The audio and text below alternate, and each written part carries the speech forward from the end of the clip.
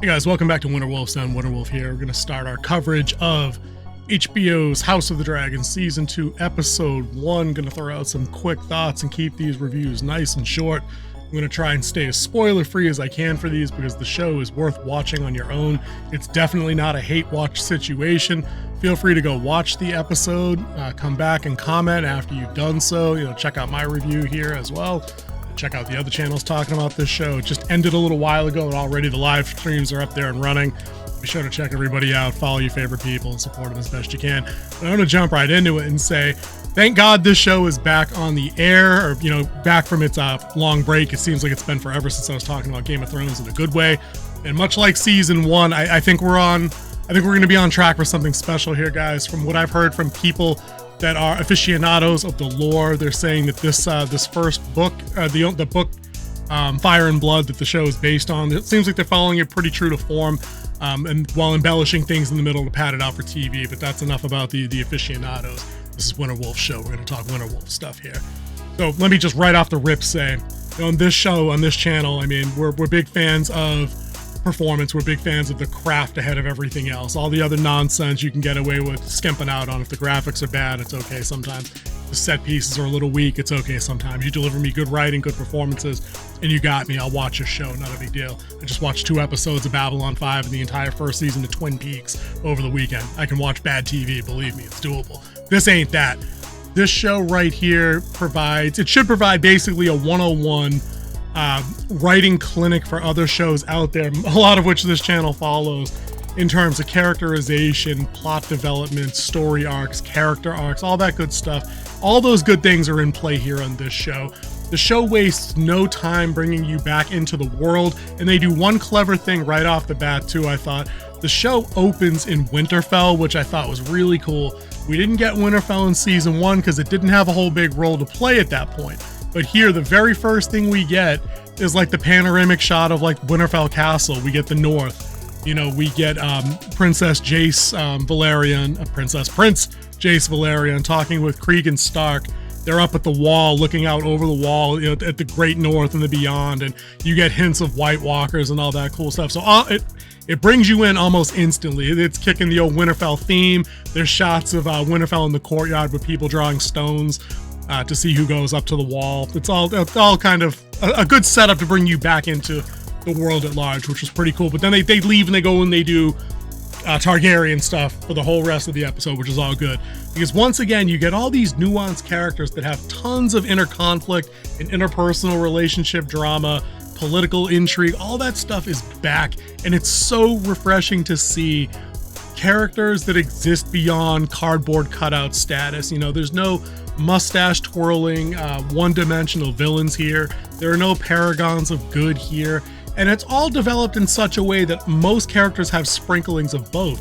So unlike other crap shows that we're reviewing on this channel right now, you can't just get away with painting somebody with one brush and then moving on.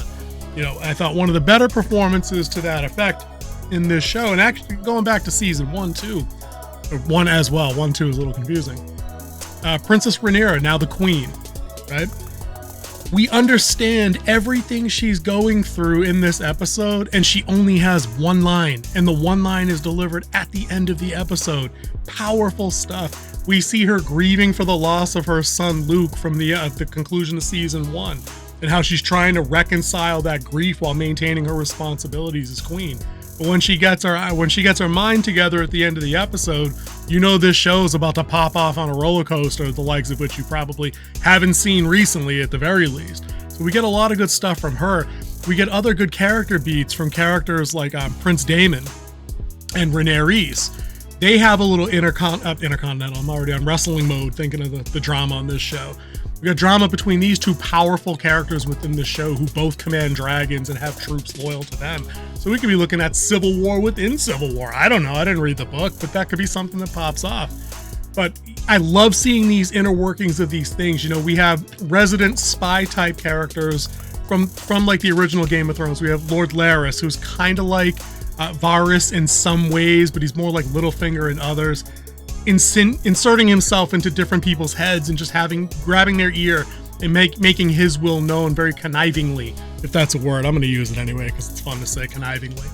You know, and other characters returning like the White Worm, who in this show is also kind of a master of secrets, master of little birds. So she has spies all around the Red Keep, getting herself in and out of some trouble being what she is. I mean, we get all these little interesting things that are going on, and it never lingers too long in one part. It's always giving you something else to grab onto and pay attention to, and it's always rolling forward steadily into something disconcerting with tension just rising little by little by little. And then it gets you with one of the biggest gut punch endings I've ever seen, I think, in an episode of television. Like, honest to God, it's very cleverly, not cleverly, I guess. It's done tastefully insofar as that kind of thing can be done tastefully. But when episode 2 comes around next week, this world is going to explode. Like, the setup phase is done. Like, this is it. Like, they're gonna put the pedal all the way down and just go. But they've taken all their time. They've, dotted all their I's, crossed all their T's. They put all the characters on the board. They let you know very concisely, the North is here, the Riverlands are here, King's Landing's here, the blockade is working this way. This team needs this thing, this team needs this thing. We have this dragon, they have that. Everything is being pieced accordingly to set up the war to come. And I think it's going to pop off into something really visceral and interesting to watch because they've paid so much attention to clearly defining everything in terms of the setup. They've clearly defined what everybody's roles and responsibilities are. They've delineated the teams. They had a couple of very clever beats along the way also that exposed some of the humanity of the warring sides, I thought. We had one good scene in particular, not really spoilers or anything like that, so I'll just talk about it for a second, because it reminded me when it went down what subtlety and effective writing looks like when it's compared to something that has none. We get a scene where Queen Alicent is down in the Sept, and she's burning a candle, and she's saying off the names of people she's praying for. So the first name she lists is her mother's. The second name she lists is King Viserys, who she was married to in season 1, who passed. The father of the current King Aemon, right? And then we switch. It's an overlay kind of situation. We switch from where she is over to the other side, over to Princess Rhaenyra's camp over at Dragonstone. And as that's all going on, we're still hearing the music, I think it was, from where Alicent was. And when they flip back to her, she takes a breath, takes a pause, and then she says, Lucerys Valerion. The kid prince on the dragon that her son Aemon had inadvertently killed in the finale episode of season 1. So there's a soft spot in there somewhere inside all that ugliness that this world provides and turns people into, the demons it turns them into. Inside, and somewhere inside her mother's heart, she had it in her to say a prayer for, the son of her friend, her former childhood friend and now current political rival. Said a prayer for him. I thought that was really cool. That's the example of good writing that I'm looking for. It's complexity, it's depth in these characters, and it's been missing for far too long. We see where they spend their budget on this show, and that's the last thing I want to talk about. With all of these movings and all of these different locations, everything looks fantastic so far through episode 1. Great computer graphics in this with the dragons. The dragons always look cool on this series. Always look cool. The backgrounds, the settings that they pick, whether it's it's Dragonstone, whether it's King's Landing, whether it's the wall, the set, the distance, the shots. Like, the technical guys, I gotta get King Z in here. He can tell you what it is. I don't know what they're called, but those establishing shots all look good.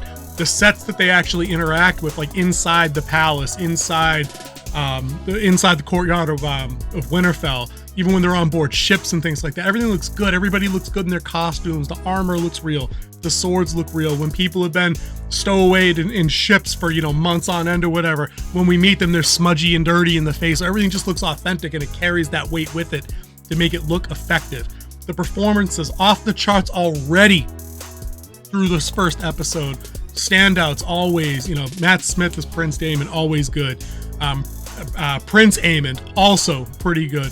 Rhaenyra's great. Alicent, great. Otto Hightower, great character. Lord Larys, creepy as hell, great character. There are no bad characters here. There are no bad performances. When you tune into this show, you will be happy with what you see. I guarantee that. It's tough to rate an episode that's kind of the first of a 10 episode set for season 2. I can see where some people would say that there may have been a pacing problem. I didn't see it that way. When you know what the show is going in, you expect they have to put pieces on a board. But I thought it was all intriguing enough to make it entertaining. if there was more, except for the end, which was the highlight, big punch of the episode. That's where it's going to get all of its gut punchy scores from. I'd give this a solid 8.5 out of 10 as an episode. It brought me right back in. It reminded me where everything was, and it wasted no time doing that while easily transitioning into what we're going to get for season 2, guys. That's going to do it for the episode 1 review, season 2, House of the Dragon. I'm going to try and bang these out every Sunday night after they're done. Stick around for the series review. Go check out our Acolyte reviews if you want to see us contrast things that we like with things we don't like. Also cool. Like button, subscribe, all that good stuff. Comment below. I can't control comments. I prefer not to control comments. So guys, if you keep the spoilers to a minimum, I'd appreciate it. Other people haven't seen the show yet, but I'm happy to talk with anybody in the comments that's seen the show. And I'll see you guys in the next one.